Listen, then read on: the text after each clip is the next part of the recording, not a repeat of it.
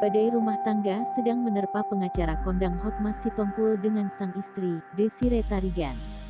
Hotman Paris berpesan pada Hotmas Sitompul untuk tidak mengumbar aib istrinya.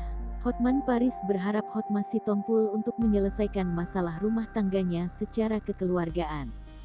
Hotman Paris menyindir dengan membahas Hotmas Sitompul yang sudah gagal membina rumah tangga 2 kali.